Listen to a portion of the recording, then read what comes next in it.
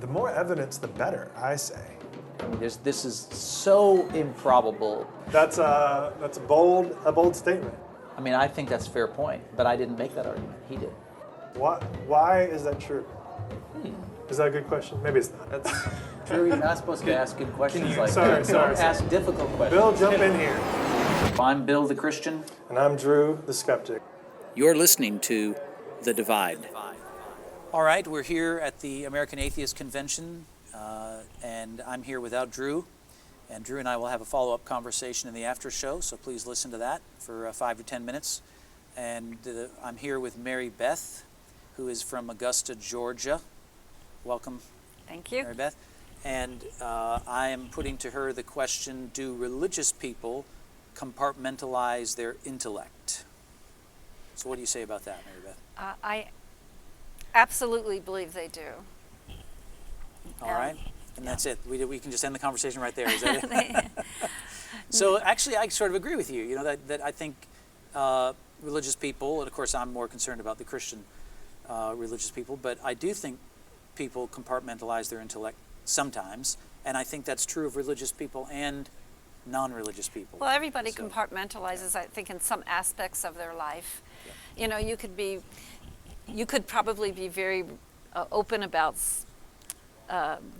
group sex or something until it gets too close to home, you know, things like that, you know, and you can, or something goes on with your children that you always had an open mind and thought, well, but then when it's close to home, it's a good example. It will be. So why don't we pick something, or why don't you pick something that you think religious people do compartmentalize their intellect over, and let's discuss it and see if we agree about that or not. In my work, I work very closely, day in and day out, with researchers, medical professionals, doctors and nurses. I've worked intensely with scientists in previous jobs. And in various religions. I worked in the Middle East. I work now in Georgia. In the Middle East, I worked with a lot of Muslims. So you've had a really interesting life, by the way. I don't want to get you off track, but I just have to mention right now that you went to school with Hillary Clinton. She was a year ahead of me, yes. Yeah, and that you knew her when she was, what, the head of... Head of Young Republicans for Goldwater, I believe, in 1964 election. Amazing. So now everybody knows my age as well as my religious non-belief. Anyway, sorry to take you off track, but you're important by virtue of... Yes. So they say, you know how that works, name dropping. My claim to fame. So what's the point then you're making about that? About the research. They're so educated, these people. They've spent years in school, and especially in the medical field where I'm heavily involved. They understand DNA, they understand genetics, they understand. I think that mostly they all believe in evolution, but suddenly they just kind of jump over the fence to this other side and believe in this like fairy Santa Claus type figure who sees everything and knows what you're thinking and can, you know, cause the Red Sea to part and could. I just think it's crazy that they still believe that there's punishment after death. They still get out of bed and go to church on Sunday or synagogue, or on Fridays they go to the mosque. I mean, the compartmentalization of everything they know and their intelligence just stops at this wall. They don't apply it to their whole life. They may apply it in a lot of other aspects of their life, but when it comes to religion, whether it's through fear, they're afraid to go there, they're afraid to think of that. And I just find it so disturbing, you know, that their critical thinking stops at the door of religion. And I wish somehow schools would teach critical thinking.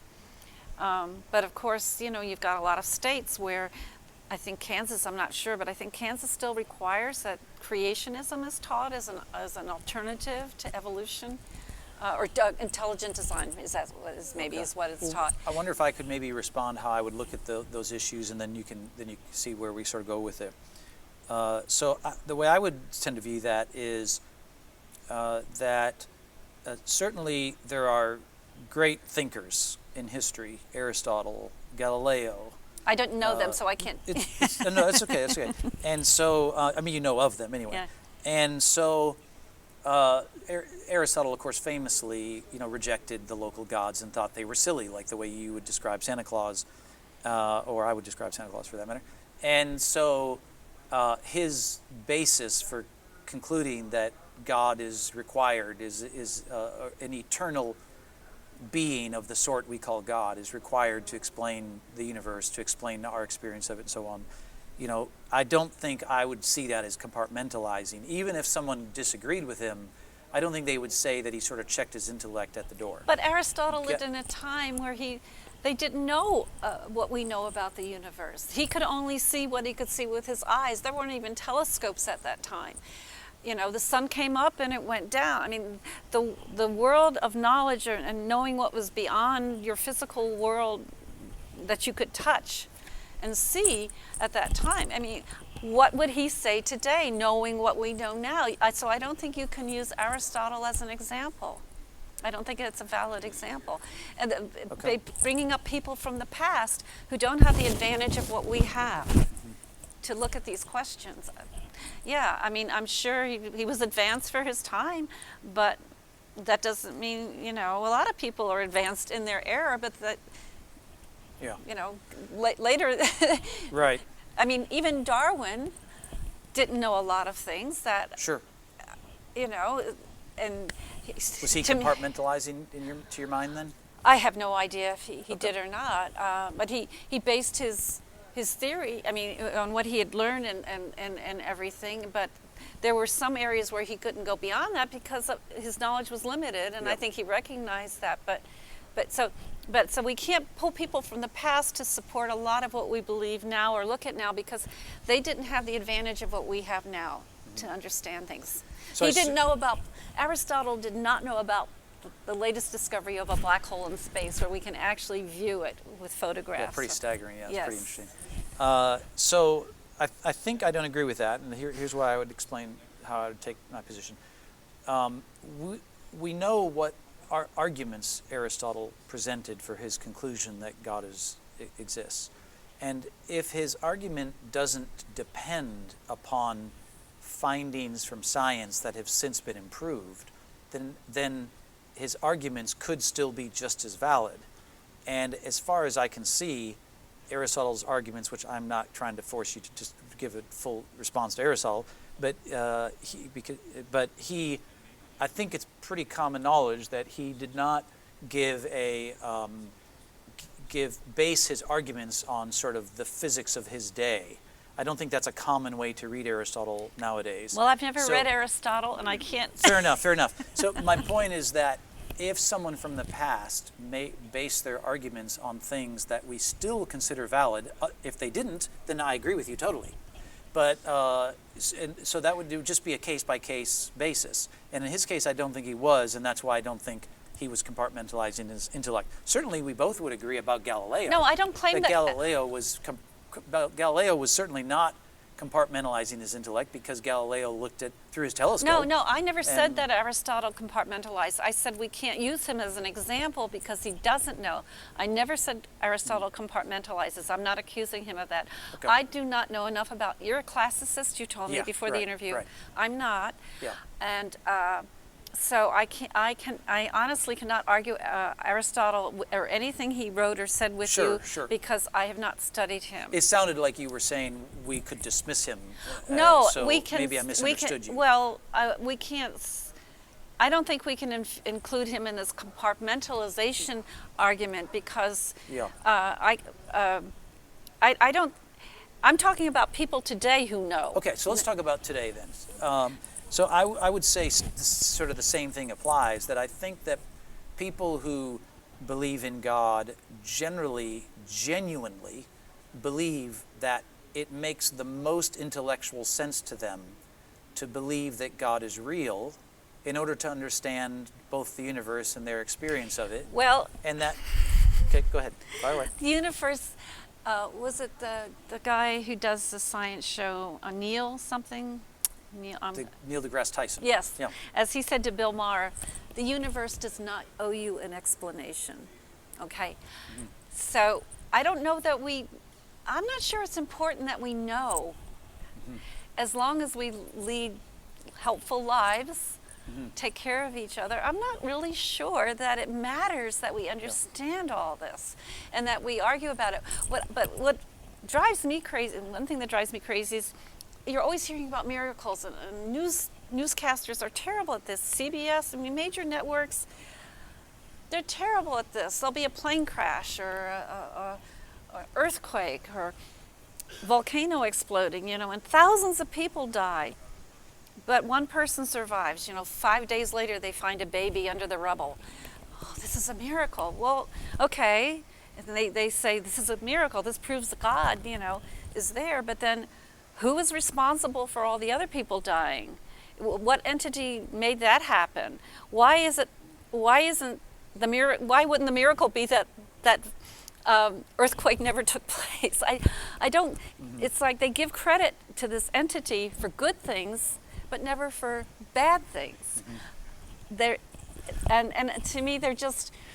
So let's maybe. I think fear is at the base of it. Fear of thinking about it, really thinking about it, because if they really think about it and they see, none of this makes sense, that suddenly they'll lose their whole social structure. Their whole life will fall apart. I mean, as an atheist, I'm still, and I've been an atheist for 35, 40 years maybe now. I'm in my 70s. I still am afraid to let certain people know that I'm an atheist because I'm afraid of losing their friendship. Because I understand them, they're dear to me, but they cannot accept that somebody wouldn't believe. Well, let's maybe go back to because you mentioned some add-on things there that it would be interesting to talk about if we have time. But what it sounded like you were saying initially is that the universe doesn't owe us an explanation, and I'm a little confused now because you started by saying that you think research is really important in medicine and things and what you're doing. And obviously, underneath all that research is the expectation of some kind of explanation for how the universe works. I didn't say research. I never said research is important, although I believe it is important. Okay. But I'm always surprised at people who have spent so much of their lives in school and doing research and understand genetics and chemicals and how they interact and everything, and who I think do believe in evolution. But aren't you glad that those people think that there are explanations available out there to discover? Well, it helps. The more explanations you know, the more you can progress with more research and find cures for diseases and how to help people through mental illnesses and all sorts of things. So, but I'm not. This concern about how it all started and whether it's a God or Well, if you just say, let's just say we a simple level research question is why are things, like Darwin was asking, why are things biologically the way they are now? It took him back to essentially a first cell or some sort of, you have to have some sort of biological reality in order for it to evolve and so on. In other words, when you go backwards, you can't help but ask what explains the current situation, and then what explains that situation. So I'm grasping for why wouldn't you think that it would be natural at some point for people to think the universe as a whole makes sense.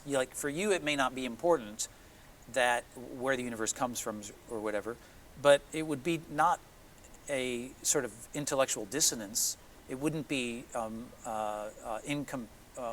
checking their intellect or whatever, stop using their intellect. It's because they're interested in explanations of the way the universe works that they might end up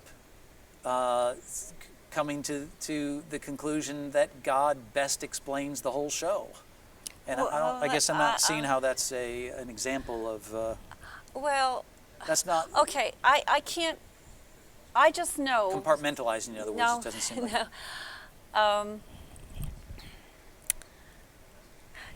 No, I think we're all curious, and I'm curious too, but I can't accept a fantasy answer to explain things with, it's just like they stop there. Yeah. They don't really examine beyond that. And so, by the way, and my question would be, where where did God come from? I mean, then you have to take it a step beyond. If you believe that, where did God come from? I mean, I cannot even begin to be arrogant enough to have a suggestion of how any of this all started. So I don't think that question actually does, for me, it doesn't make sense to ask where God comes from, and I don't think for a lot of Christians it makes sense either, but I will. Because as a Catholic, I was taught when I was raised Catholic, always was and always will be. So, Right. in first grade, you memorize that when you're 6, 7 years old. So, and that's your mindset for the rest of your life, unless, and like what happened to me when I was studying, I was teaching an 8th grade confirmation class for children 8th graders getting ready to be confirmed, and I was preparing the lesson for this coming Sunday, and I'm reading this catechism and trying to, and it was the elevator dropped. I'm reading this and I think this is the biggest bunch of nonsense I've ever read in my life. I instantly dropped belief in God. It was instantaneous. When I finally just sat down and was kind of reading this stuff, which I hadn't really paid attention to since I was preparing for my first communion at the age of 7. I had been brainwashed at that time, and I think so many people are brainwashed early in life with religious beliefs and things that it doesn't even occur to them to question things. So they're compartmentalizing without realizing it, they're just not thinking, how can I take all this knowledge I've gained in this area and see, can I apply it to other areas of my life? Can I broaden that and take advantage of all that enlightenment? Could an atheist bringing their child up as an atheist be in danger of forcing a compartmentalizing in the same way? Well, yes, you can, if you tell your child, anything, right? Yeah, there's no such thing as God, other than, I think what you do is the best thing, and I raised my children as Catholics. They all made their communions, and we're now all atheists, fortunately, even though of what I did in their early years. Yeah, certainly. I mean, anybody who could be, for sure, in yeah, danger of that. but I think what you do is you lead your life and try to make good decisions without preaching or demanding. You don't say to them, and my children never asked me, they never said, well, Mom, why do you believe in God? I mean, that never happened, or why are we Catholic and not Jewish, or whatever. No, that never came up, because I think when, you're living in a community and everybody else is just like you, also in that community, the questions don't come up. Because when you're young, your world is just encompassed by the neighborhood and the school and everything. So, and if almost everybody else is like you, maybe not exactly your religion, but mostly Christian. Let me say, if I may, something about where I think we would agree, and then kind of show a difference between that and what I would consider a non-fantasy answer that you might consider fantasy. When people say, hey, God gave me this parking spot this morning. I'm so blessed by God. Or I think your analogy was the plane crash victim. Is that yeah, right? The one person survives. Yeah, the tornado wiped out my neighbors. Praise God, I'm safe. Like, I agree with you about this. That this is when you attribute to God actions as if you're confident you know what God did. I think there's definitely I see some problems with someone easily compartmentalizing that and not thinking through. Are you saying God wiped out your neighbors, but he preserved you? And I think you're right that religious people don't think very cogently or coherently about those kind of issues. Generally, I don't think it lacks all coherence to see God as involved in your life in a good ways. But I do think there's a problem with what I agree with you to some extent. But let me talk about something I don't think is like a fantasy answer. Let's talk about divine justice. You mentioned this. That why would these people think there's going to be some ultimate justice? And I think you referred to that earlier in the conversation. So the way I would view that is that people, religious people surely, see their moral intuition as a part of reality, meaning they think objectively that there really is right and wrong. That's the way they view it. Nobody has to teach them that. They just seem to view that there are things that are wrong, there are things that are right, there are things that are good, there are things that are bad, and that this is part of the very fabric of the universe. They haven't really thought through it philosophically at all. They just tend to view it that way. And so the notion of there being some accounting of rights and wrongs sits very well on that framework. That they believe there is wrong, they believe there is right. The idea of God already makes sense to them.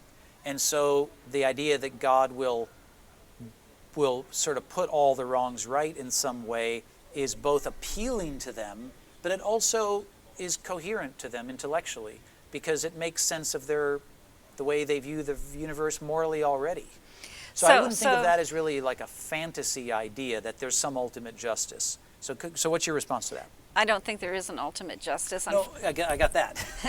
But why is that not? Because I don't see that as compartmentalizing. Well, I don't know. I think it's compartmentalizing if you don't look at history and what's happened, and you don't look at science, if you don't look at what other education you have. Because there hasn't been justice. Well, there's not even, I mean, we have a supposedly good justice system. I used to be an official court reporter, and I worked in a court for the state of Indiana, and there was not justice necessarily. Justice doesn't even go on in our legal system as much as we would like to believe it does. Do you really think there's no justice? Because I would say... I didn't say no. I just say there's not always justice. I would say there's a lot of injustice, and there's actually a lot of justice. I mean, the fact that the Nazis didn't win is in the end justice, but the fact that they were there at all is injustice. I'm not sure they haven't won. What did we see in Charleston, South Carolina a couple years ago? They're still out there. They're still marching. They may have not won that particular war, but certainly that mentality has not been vanquished.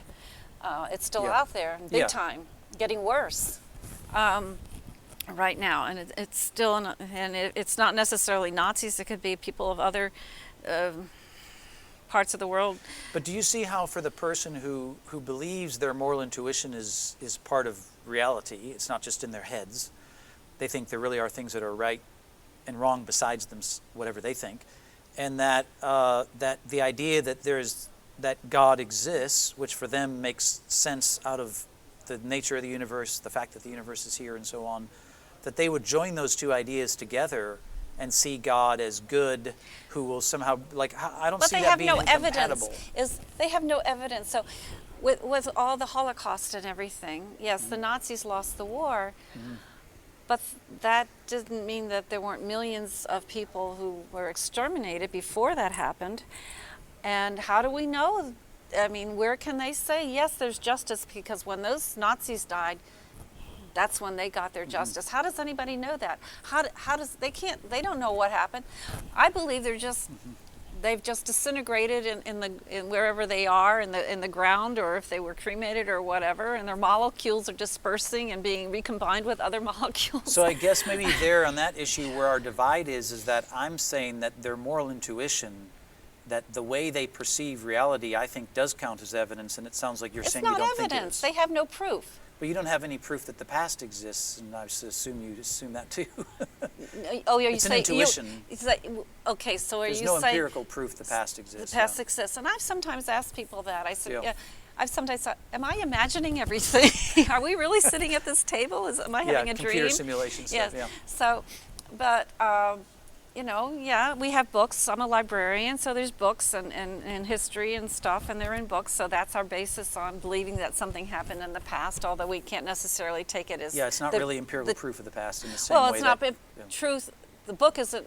What's written isn't necessarily actually what happened. It's somebody's... We're past it, Like you can't go back and evaluate it. And, is the past really the future? Are we actually in the future rather than the past? I mean, I don't know, but I don't think you can't use evidence. People's intuition is not evidence. Okay, so I think that's an area where we've reached. Obviously, we've had some things we agree on, some things we disagree on. No surprise, and we've at least got some things on the table of where we might divide. And I think that's probably about as far as we can take it for right now. And Drew and I will do the after show. Make sure you all listen to the next 5 or 10 minutes when Drew and I discuss discuss it. Mary Beth, it's been great to talk to you. I'm from Birmingham, of course. Now, I'm not Oh, originally from Birmingham. I lived but, in Dothan for a while. Oh, you did? Yeah, I'm a Minnesotan by birth, but I'm in Birmingham now. And so two, I guess, northern transplants down to the south who had a nice conversation. It's been nice to have you, and thank you very much for being here. Thank you for inviting me. It was fun. All right, thank you very much. All right, well, this is Drew, and I'm back with Bill to discuss the episode you just heard with Mary Beth. And the question Bill asked was, do religious people compartmentalize their intellect? And I thought it was interesting that Mary Beth said just kind of an unequivocal yes. I think talking about doctors and scientists at church, and yet they believe in miracles and fairies or punishment after death. I think was, that to me, I can sort of see it from both sides. I think there is a way to believe in religion and be intellectually consistent. In my personal experience, that involved a lot of intellectual gymnastics. I think you would even say, maybe not intellectual gymnastics, but certainly the more consistent you want to be, the more you have to learn, and the more you have to see things in context and learn about the bigger picture. Yeah. So I can sympathize with some of her points that a lot of people don't do that. In fact, I was in church recently with a family member, and after the service, I was kind of disappointed because I didn't think the preacher did a very good job. And even my family member, who's a very strong Christian, kind of agreed. And I remember looking around that church, and it was a wealthy church in town here, and the clientele, a lot of them are people of prestige in society, and I was just looking around thinking, why are we listening to this? Why are all you listening to this guy? And whether or not you believe what he's saying, you're kind of wasting your Sunday morning listening to something that I think is kind of a waste of time. And so I think there can be a real credence to what she was saying about checking your mind at the door. I think people really do that. But I think you are evidence, and a lot of other people I respect are evidence that you can do religion in an intellectually consistent way, or you wouldn't want to do it, right? I mean, I think you would agree with that. So I don't know. She brought up some interesting things. You brought up sort of Aristotle and philosophers who believed in a creator basically on scientific grounds, or what they called science at their time. Philosophical grounds and a priori thinking and trying to reason how we got here, that sort of thing. I think I probably didn't do a good job of explaining that, and could have been. It's a long explanation, I'm sure, but you and I have had that conversation many times, and I think I'm still not at the point where I sort of. I think I've told you I don't rule out the idea that there could be some kind of creator, creating being, something like that, but I don't get there with any kind of certitude from reasoning, and maybe I'm just missing something on the reasoning, but I sympathize with her on that. It's really hard to reason into truth, to just sort of that kind of philosophy, metaphysics is tough for me, so I thought that was interesting. True. It's very different from. I mean, I do agree that, or maybe I would say for me, it's a little bit more like trying to understand, special relativity or something, where you. It's not intuitive. It's not intuitive. But when you follow the steps, it seems to me to make sense. It rings true, although I agree it's still different from relativity. So I don't think I would go as far as Tommy in the first episode when we brought up metaphysics. Right. I don't think I would just throw it out altogether, but I would say that it's a difficult way for me to get to anything that I can feel confident in. Yeah. I'm a lot more confident in empirically, verifiable reality. I do think that, that's probably true for most people, and I do think that for me, and probably for most people who believe in God, it's not just like some philosophical proof. It's much more of a intuition, deep intuition, and so on, rather than that they've come to belief in that way. I'd kind of like to revisit the idea of compartmentalization, because I think we would both agree about something about the way Christians or anyone who believes in God can react sometimes, where I've seen this a lot, and I've seen it when looking in the mirror, looking across my life at times as once I became a Christian, that that Christians can be a little bit like, is it Rob Lowe in Iron Man? Is that the actor? Isn't it Rob? Is it? I forgot the wrong. I think he's Rob. in that. So No, Robert it's not Downey Rob Lowe. Jr. Sorry, it's Robert Downey Jr. is Iron Man. That, anyway, I'm thinking of the Iron Man guy. That in a way, a person, and I think this is actually can be true of atheists too. I've seen it a lot when I've interviewed some atheists. But people, they have certain reasons, certain hunches. They have a set of what they would say, things they would say to justify why they believe something like God or not God. And then what happens is they say those things, and if someone, and most people are sort of shooting from the hip, they're not really relying on a real critical, deeply thought through, almost philosophical or metaphysical set of steps they've gone through to arrive at God. It's much more hunch based than that. So they're shooting from the hip more with a few reasons they've picked up and they appeal to them in their life.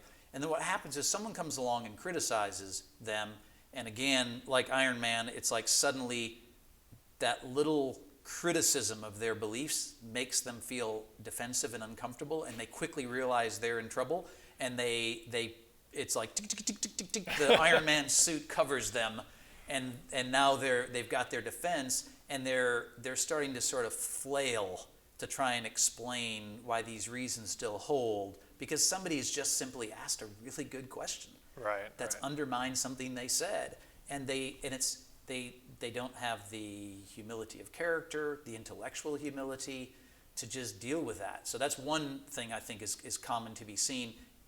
Actually, I think that's true of both sides of the non-believing and the believing. I agree. I think that's just human nature to sort of dig in on your beliefs even when you don't quite understand, and you're like, well, why do I believe that? But you don't want to sort of show that weakness, and the fact that you might not quite have it all figured out. Yeah. But I have moments when we're talking, we both probably, I certainly do in these moments when we're doing the podcast where I think, I know there's probably something really good I could say right now, but I have no idea what to say right. in response to what Drew's just said. I just feel all the time, and I think we've even not in the big matters, but in small things, we've each probably changed our minds on little things just through the course. Maybe even I'm not even responding to you, but I'm just talking it out, and I'm like, oh, that is what I believe. And you kind of have to think through those things as you go. And so, I would agree that there is some sort of, and you've even talked about it, I think when we talked with Bob, you mentioned when you first believed, it wasn't necessarily because you had all the intellectual pieces you needed to put together your worldview, and you've since sort of pieced it together and continue to piece it together, I assume. But I don't think that makes you intellectually inconsistent, because I don't see you. Here's the real criticism I would have with the sort of complete view that all Christians are intellectually inconsistent. I think the thing that would make it a damning intellectual inconsistency is if you were to say, oh, well, I just don't worry about that part, or, oh, yeah, that does seem to contradict, but I'm just going to sweep it under the rug. You try to address those when they come up, and you may not have all the answers, but you take those into account in your worldview and the way you see Christianity, and you say, well, this, I can understand this in light of this. And so, I don't agree with it. I don't see it the same way, and I do see some things as problematic enough to give me enough doubt that that I do throw it out. Yeah, and I think you, and even though Mary Beth didn't mention the thing about in church, but I do think it's also true that people sort of have one way of evaluating something at a church or among the Christian community than they do outside of that, and which is inconsistent. The command to love God with all your mind means you should apply it to the Sunday sermon as much as to high-level physics or your diagnosis of somebody's brain tumor or whatever it is. And I do think there's a sort of we should just be nice, and that's what Christian grace is. We're just nice, and we just let everything go by, even when it's done in a shabby way. And I think that's true, even though all of us at times fail, and it's kind of nice to have people extend grace to us. But I do think you're right that sometimes there's a... I didn't expect anybody to walk out or throw him off the pulpit or anything, No. but it was an interesting thing where I was like, man, people just keep coming back. Smart people who probably know better than this individual, or at least, if they've thought about it. But there are, you would agree that there are certainly people who are intellectually inconsistent about their faith, and they just don't even try to approach it in that way. And I think I think that was a good point. It was a good discussion. I think it was probably a good challenge for both sides, because I take it as a challenge too, that like there's really there's a temptation, I think, for everybody to sort of not only be inconsistent, but to dig in on things instead of saying, you know what, I'm going to go research that and see if I still feel that way. Think about that a little because to me, that's what our podcast is about, is that we try to come up with the right reasons. And if not, we'll go find reasons, because I like to be continually challenged in that way. So I enjoyed the conversation. I appreciate Mary Beth, and I enjoyed listening to you talk with her. So glad we could wrap it up here. Yeah, very good, as always. All right, well, I'm Bill the Christian. And I'm Drew the Skeptic. Thanks for listening. The Divide is produced by Alan and Ben Hawbrooks and edited by John Workman. Dalton Reed handles IT. Join us for further discussion on this topic at our subreddit, TheDividebyiPUB. To learn more about other episodes and who we are, check out ipub.org/thedivide. See you next time on The Divide.